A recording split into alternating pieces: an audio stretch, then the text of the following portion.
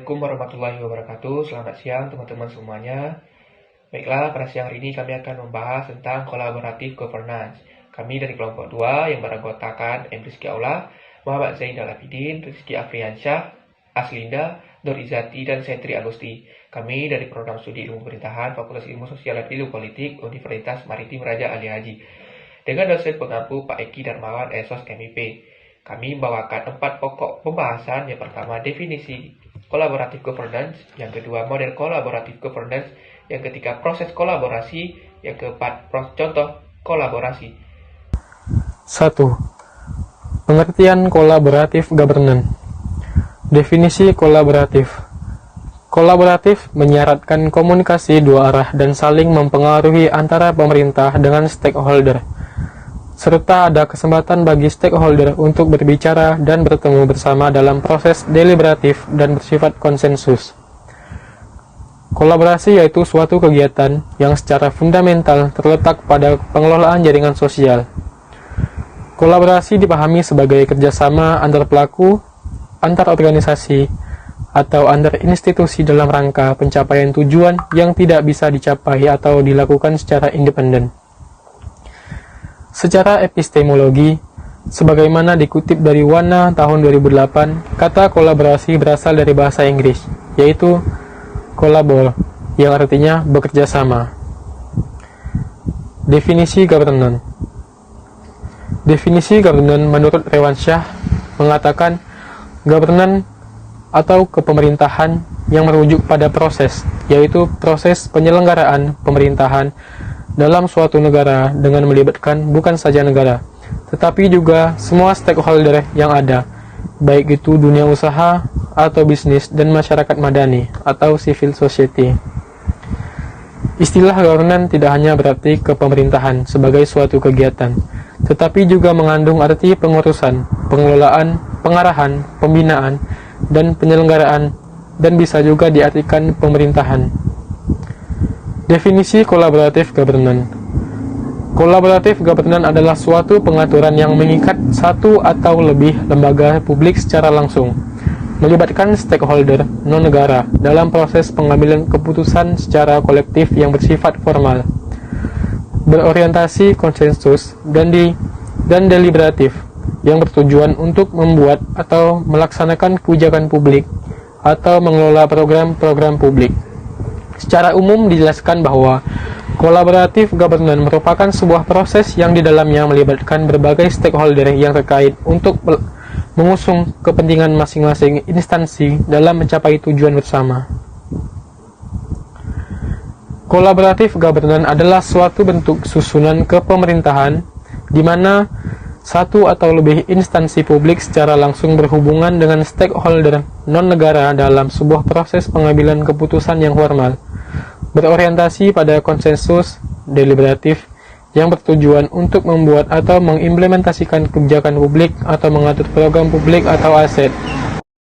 Faktor yang menyebabkan lahirnya collaboration governance. Junaidi 2005-8 menyebutkan collaboration governance tidak muncul secara tiba-tiba, tetapi hal tersebut ada disebabkan oleh inisiatif dari berbagai pihak yang mendorong untuk dilakukannya kerjasama dan koordinasi dalam menyediakan atau menyelesaikan masalah yang sedang dihadapi oleh publik. Disebabkan keterbatasan kemampuan tiap lembaga untuk melakukan program atau kegiatannya sendiri. Kemudian Ansel dan Grace menjelaskan bahwa collaboration governance diciptakan secara sadar karena alasan-alasan dan pentingnya konsep ini dilakukan sebagai berikut ini. Yang pertama, kompleksitas dan saling ketergantungan antar institusi. Yang kedua, konflik antar kelompok kepentingan yang bersifat laten dan sulit direndam. Yang ketiga, upaya mencari cara-cara untuk mencapai legitimasi politik. Yang keempat, kegagalan implementasi kebijakan di tataran lapangan. Yang kelima, ketidakmampuan kelompok-kelompok, terutama karena pemisahan rezim-rezim kekuasaan untuk menggunakan arena-arena institusi lainnya untuk menghambat keputusan. Yang keenam, mobilisasi kelompok kepentingan. Yang ketujuh, tingginya biaya dan politisasi regulasi. Aktor-aktor governance. Yang pertama, government, pemerintah. Yang kedua, sektor swasta. Yang ketiga, masyarakat. Ciri-ciri dan aspek kolaboratif Governance. Ciri-ciri collaborative governance. Yang pertama, adanya kesetaraan di antara pelaku atau pengaku kepentingan. Yang kedua, sifat partisipatif dan menghadiri tekanan politis dan administratif konsensus. Yang ketiga, kendati struktur formal tetap lentur dan cenderung sederhana. Yang keempat, fokus terhadap penyiasan kebijakan dan program secara lebih efektif. Aspek kolaboratif governance. Yang pertama, eksistensi forum deliberatif. Yang kedua, pelaku majemuk meliputi negara dan non-negara. Yang ketiga, berorientasi konsensus. Yang keempat, terkait kebijakan publik, Ansel dan Gas 2007. 2. Model kolaboratif governance. Sebagai bagian dari governance, kolaboratif governance menekankan pentingnya kolaborasi antar berbagai aktor dan pihak dalam proses pembangunan dan pemerintahan. Menurut Ansel dan Gas tahun 2008, dalam kolaboratif governance, ada beberapa prasyarat, proses, dan poin penting dalam kolaboratif governance. Model yaitu starting condition, kolaboratif process, institutional design, facilitative leadership, dan outcome. Starting condition. Pada kondisi awal, dalam relasinya antar stakeholder, masing-masing aktor memiliki latar belakang berbeda yang dapat menimbulkan sebuah bentuk hubungan asimetris dalam relasi yang dijalankan. Terdapat 3 variabel pada starting condition. Yang pertama, ketidakseimbangan kekuasaan, sumber daya, dan pengetahuan. Yang kedua, sejarah konflik kerjasama yang buruk antar stakeholder. Dan yang ketiga, insentif stakeholder untuk berpartisipasi dalam kolaboratif. Facilitative leadership. Kepemimpinan secara luas dipandang sebagai hal yang penting dalam membawa semua pihak ke meja forum dan mengarahkan melalui keterikatan dengan proses kolaboratif. Pemimpin di sini berperan sebagai pertama, pihak yang netral dalam memecahkan masalah atau mengambil suatu keputusan dari 2 atau lebih perspektif yang berbeda. Yang kedua, katalisator yang dapat menciptakan kondisi kondusif dari stakeholder yang lemah dan kuat, sehingga dapat memberikan semangat kerja berkolaborasi. Dan yang ketiga, pelaksana atau pelayan dari semua keputusan yang telah dibuat dari para stakeholder. Institutional design. Institutional design mengacu pada protokol dasar dan peraturan dasar untuk mendapatkan kewenangan secara prosedural dalam proses kolaboratif. Maka, untuk sukses berkolaboratif perlu, yang pertama, mencakup semua partisipasi stakeholder tanpa pengecualian. Yang kedua, forum bersifat eksklusif atau the online game in tone agar lebih mudah untuk memotivasi stakeholder ikut berpartisipasi. Yang ketiga, terdapat aturan yang jelas dan konsisten agar meyakinkan adanya kesepakatan stakeholder bahwa prosesnya adil, equitable, dan terbuka. Dan yang keempat, negosiasi publik yang transparan, nyata di semua stakeholder, bahwa tidak ada kesepakatan tertutup secara pribadi di belakang. 3. Proses kolaborasi. Proses kolaborasi. 1. Face-to-face dialog atau pertemuan tatap muka. Face-to-face dialog atau pertemuan tatap muka yaitu suatu bentuk collaboration governance dibangun dari dialog tatap muka secara langsung dari tiap-tiap stakeholder. Stakeholder merupakan pihak individu, kelompok, ataupun komunitas tertentu yang mempunyai kepentingan. Jadi, stakeholder bukan hanya pemerintah saja, tetapi setiap orang yang mempunyai kepentingan. Proses kolaborasi. 2. Trust building atau membangun kepercayaan. Trust building merupakan upaya untuk saling membangun kepercayaan satu dengan yang lain. 3. Commitment to process atau komitmen terhadap proses. Commitment to process merupakan motivasi untuk terlibat atau berpartisipasi dalam grup collaboration in governance.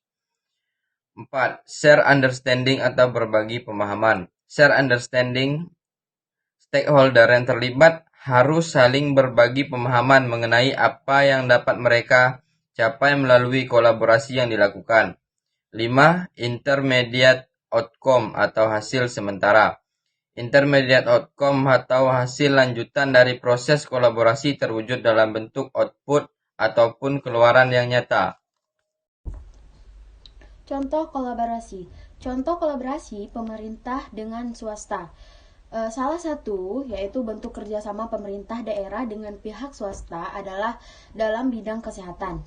Alasan untuk melakukan kerjasama antara pihak publik dan swasta adalah adanya kompleksitas masalah kesehatan dan sosial yang dihadapi oleh negara-negara dan mereka memecahkannya dengan melakukan kolaborasi antara organisasi dari beberapa sektor. Ada banyak pilihan kemitraan pemerintah swasta. Beberapa isu kerjasama yang berkembang di Indonesia antara lain kerjasama dalam perumusan kebijakan dan perencanaan kesehatan. Di bidang infrastrukturnya dibutuhkan sejumlah penanaman modal swasta diperlukan untuk membangun Indonesia menuju ke keadaan yang lebih baik. Ini menandakan langkah penting bagi peningkatan infrastruktur Indonesia secara menyeluruh. Pemerintah akan terus melakukan peninjauan terhadap kebijakan-kebijakannya untuk meningkatkan tingkat partisipasi investor swasta. Untuk itu, sejumlah perubahan telah dilakukan dan peraturan perundang-undangan telah ditegakkan untuk meyakinkan investor atas perhatian pemerintah yang kini lebih baik. Peran masyarakat terhadap kolaborasi pemerintah dan pihak swasta dalam governance. Good governance adalah sebuah konsep di mana pemerintah tidak menjalan karena negara Indonesia ini merupakan negara yang di mana masyarakat mempunyai hak-hak sebagai warga negara, terutama untuk berpartisipasi dalam kegiatan pemerintahan. Partisipasi masyarakat banyak bentuknya. Masyarakat partisipasinya diperlukan untuk menentukan bagaimana suatu negara itu ke depannya, salah satunya dengan kebijakan-kebijakan yang dibuat dari hasil aspirasi yang selalu pakai masyarakat berpartisipasi dalam memberikan aspirasi supaya menghasilkan kebijakan-kebijakan akan pemerintah gunakan untuk membuat perubahan menuju ke arah yang lebih baik. Berdasarkan yang telah dijelaskan oleh teman-teman saya, kesimpulannya, kolaboratif governance membutuhkan waktu yang lama karena terkait dengan membangun konsensus meningkatkan kepercayaan. Trust dan independensi penting dalam perkembangan kolaborasi karena keduanya saling terikat satu sama lain. Itulah yang dapat kami sampaikan. Lebih dan kurang kami mohon maaf. Wabillahi taufiq wal hidayah. Wassalamualaikum warahmatullahi wabarakatuh.